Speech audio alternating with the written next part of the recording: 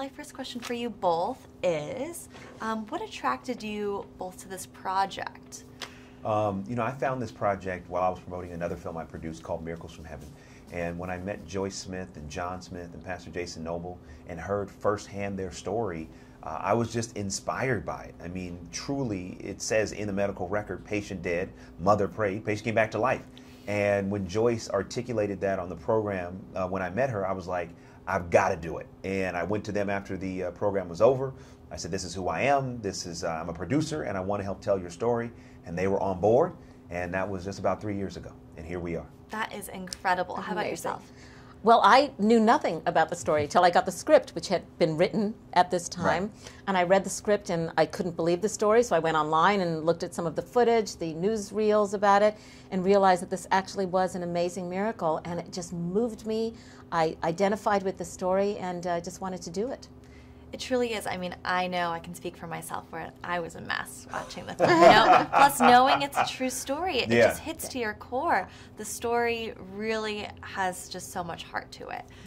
So one, I guess, congratulations. Oh, thank you. And then two, could you please describe the plot of the film for us? John Smith is a 14-year-old boy. He goes out into a frozen lake. He's playing around with his friends. The sun begins to come out.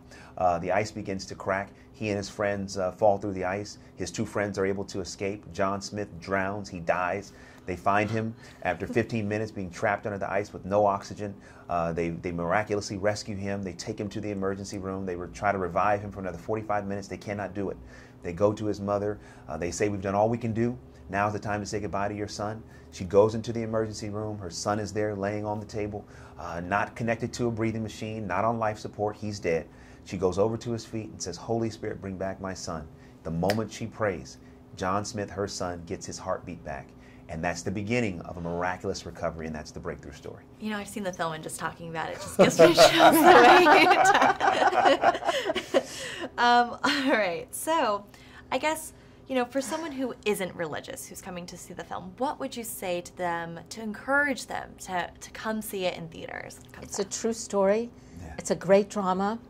It has fantastic characters, a great plot, all the things I think that a good drama should have. And it's engrossing, and I think the fact that it's real, it's a true story, and inspiring adds to it. Absolutely. And you know, what's amazing is we've had the opportunity to screen this film through our grassroots campaign, almost from the moment that Roxann had a director's cut. So we're talking about screening the film for 8 months now. And a lot of people who, you know, are not of faith have seen this film.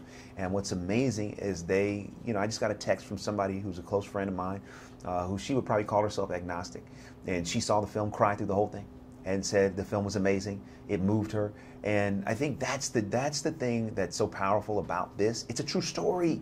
And the story itself is moving. The story, Joyce didn't go in and say, you know, I'm a faith-based mother, I'm going to pray a faith-based prayer.